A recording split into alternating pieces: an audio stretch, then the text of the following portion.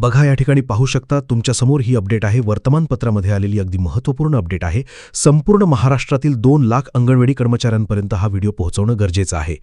आणि याकरिता सर्वप्रथम आपल्या चॅनलला लगेचच सबस्क्राईब करून घ्या. तर पहा, अंगणवाडीतल्या मुलांना उन्हात करपण्याची शिक्षा. अंगणवाडी केवळ पूर्व प्राथमिक शिक्षणाची व्यवस्था नसून ती पोषण, आरोग्य, बालविकासाशी जोडलेली आहे. उन्हाळ्यात या व्यवस्थेचा पुनर्विचार व्हावा. पहा संपूर्ण सविस्तर अपडेट. महाराष्ट्र राज्य बालहक्क संरक्षण आयोगाचे सदस्य कोल्हापूर आदरणीय सन्माननीय अतुल देसाई सरांनी या ठिकाणी प्रतिक्रिया दिलेली आहे. राज्यात सध्या उष्णतेची तीव्र लाट आहे. विदर्भ, मराठवाडा, खानदेशासह अनेक जिल्ह्यांमध्ये तापमान सतत वाढत असून दुपारच्या वेळेत घराबाहेर पडू नये अशी देखील सूचना प्रशासनाकडून वारंवार दिली जात आहे. या काळात लहान बालकांच्या आरोग्याची अधिक काळजी घेण्याची आवश्यकता आहे. विशेषतः 3 ते 6 वयोगटातील बालके ही शारीरिक आणि मानसिकदृष्ट्या अधिक नाजूक असतात. दरवर्षी मे महिन्याच्या सुरुवातीपासून राज्यातील शाळांना उन्हाळी सुट्टी जाहीर होते. विद्यार्थ्यांना विश्रांती, कुटुंबासोबत वेळ, प्रवास, खेळ आणि मानसिक पुनर्भरणाची संधी मिळते. या संपूर्ण व्यवस्थेला एक महत्त्वाचा अपवाद म्हणजे राज्यातील सुमारे 1.5 लाख अंगणवाड्या किंवा प्राथमिक शाळांना सुट्टी असताना अंगणवाड्यांच्या मात्र या ठिकाणी शाळा सुरूच असतात. त्यामुळे बालहक्क, मानसिक आरोग्य, पोषण आणि प्रशासनिक जबाबदारी यांच्यातील समतोलाचा प्रश्न हा अधिक गुंतागुंतीचा बनला आहे. 3 ते 6 वर्ष वयोगटातील मुले उष्माघात, निर्जलीकरण आणि थकवा यांसारख्या समस्यांना सहज बळी पडू शकतात. ग्रामीण भागामध्ये अनेक अंगणवाड्यांना इमारत, वायुविजन, पंखे, थंड पिण्याचे पाणी किंवा सुरक्षित खेळाचे वातावरण पुरेसे उपलब्ध असतेच असे नाही.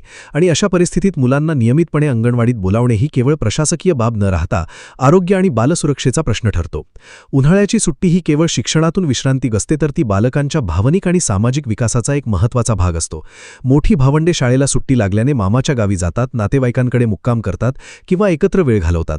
आणि अशावेळी कुटुंबातील केवळ 3 ते 6 वर्षाच्या मुलांना अंगणवाडीसाठी थांबवणे अनेक पालकांना शक्य होत नाही.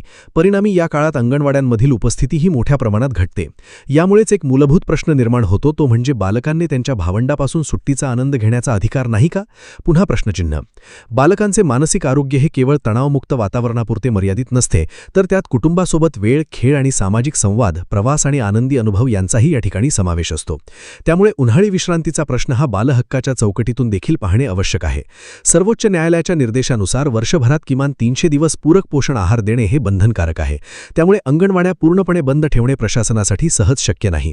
अंगणवाडी ही केवळ पूर्व प्राथमिक शिक्षणाची व्यवस्था नसून ती पोषण, आरोग्य आणि बालविकासाशी जोडलेली योजना आहे. मात्र याच पार्श्वभूमीवर पर्यायी उपायांचा गांभीर्याने विचार होऊ शकतो. प्राथमिक शाळांप्रमाणे अंगणवाडीतील मुलांनाही मर्यादित उन्हाळी सुट्टी देण्याबाबत सकारात्मक चर्चा होणे आवश्यक आहे. पोषण आहारासाठी उन्हाळी कालावधीत मुलांना घरीच पोषण आहार मिळावा यासाठी केंद्र सरकारने निश्चित केलेल्या मानकांप्रमाणे 3 वर्षापर्यंतच्या बालकांना दिला जाणारा टेक होम रॅशन पुरवठा या सुट्टी कालावधीत 3 ते 6 वयोगटातील बालकांनाही देता येऊ शकेल आणि त्या माध्यमातून पोषणाची व्यवस्था जपली जाईल. एकात्मिक बालविकास सेवा योजना ही बालकांच्या सर्वांगीण विकासाशी निगडीत सामाजिक जबाबदारी आहे. त्यामुळे कोणताही निर्णय घेताना उपस्थितीपेक्षा बालकांचे हितच हा केंद्रबिंदू असणे आवश्यक आहे.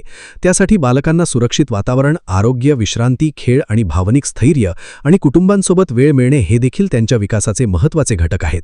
त्यासाठी योग्य ती काळजी घेतली पाहिजे. तुम्हाला काय वाटते? कमेंट करून अवश्य सांगा. धन्यवाद.